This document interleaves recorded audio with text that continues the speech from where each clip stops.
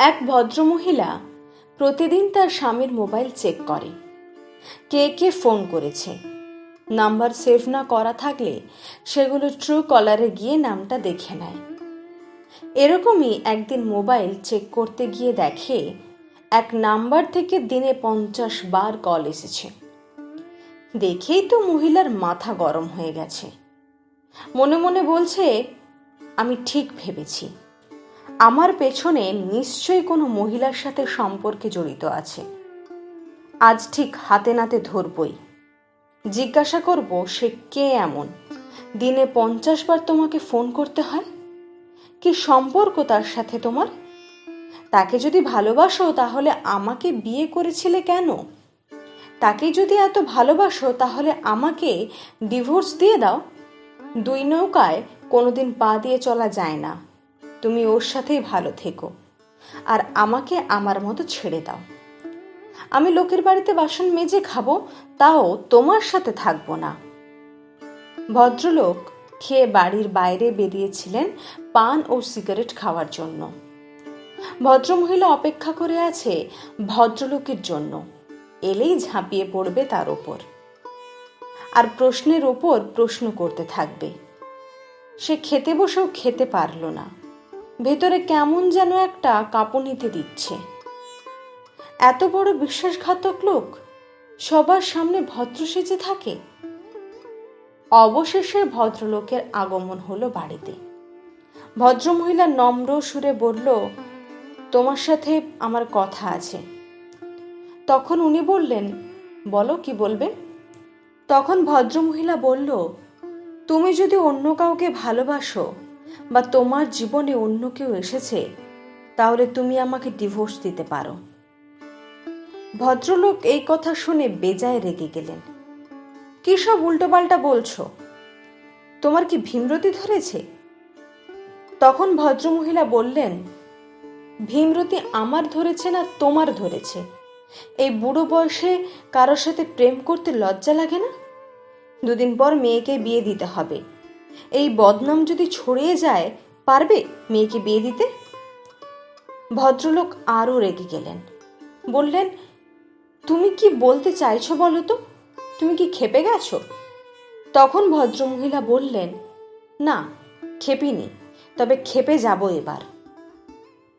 মা বাবার ঝগড়া শুনে পাশের রুম থেকে ওনাদের মেয়ে এসে বলল, কি হচ্ছে তোমাদের এইসব? তখন ভদ্রমহিলা বলল, আমাকে কেন বলছিস? তোর বাবা বুড়ো বয়সে প্রেম করছে, তোর বাবাকে বল। তাদের মেয়ে তার বাবার দিকে তাকালে ভদ্রলোক বলে উঠলেন, তোর মায়ের মাথা গরম হয়ে গেছে, উল্টো পাল্টা কথা বলছে।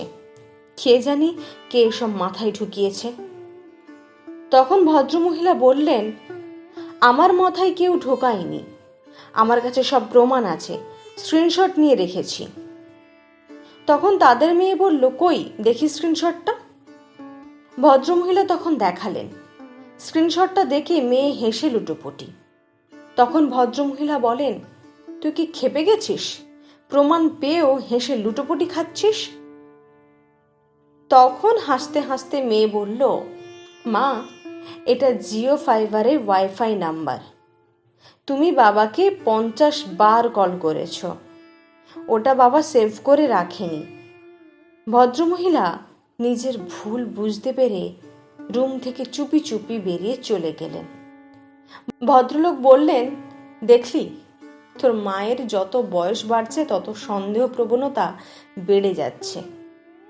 তখন তাদের মেয়ে বলল, বাবা, মা একাকিত্বে ভোগে। তুমি তো অফিস যাও, 5টা মানুষের মুখ দেখো, এসে বন্ধু বান্ধবদের সাথে আড্ডা দাও। মা একই বাড়িতে থাকে। মানুষের যত বয়স হতে থাকে, বিশেষ করে নারীরা একাকিত্বে ভোগে। একটু মাকে সময় দাও, একটু ঘুরতে নিয়ে যাও, বেশি কিছু নয়, একটু হাতে হাত ধরে দুজনে ঘুরে এসো। বড় রেস্টুরেন্টে যেতে হবে না, রাস্তার পাশে ঠেলাতে ঝালমুড়ি কিনে খাও। দেখবে মায়েরও ভালো লাগবে, তোমারও ভালো লাগবে।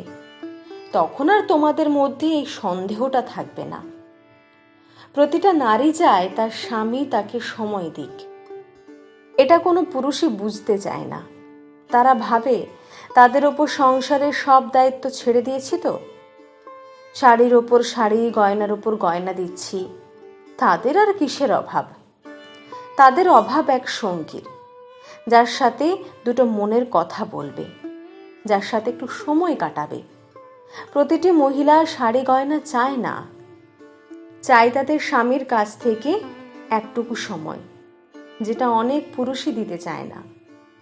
ভদ্রলোক চুপচাপ মন দিয়ে কথাগুলো শুনলেন। সব কথা শোনার পর বললেন, তুই কবে এত বড় হয়ে গেছিস, বুঝতেই পারিনি। জীবনের সত্যটা তুই আমার চোখের সামনে তুলে ধরলি। এরপর থেকে তোর মাকে আমার সাধ্যমতো সময় দেওয়ার চেষ্টা করব। কলমে তনুশ্রী পাল।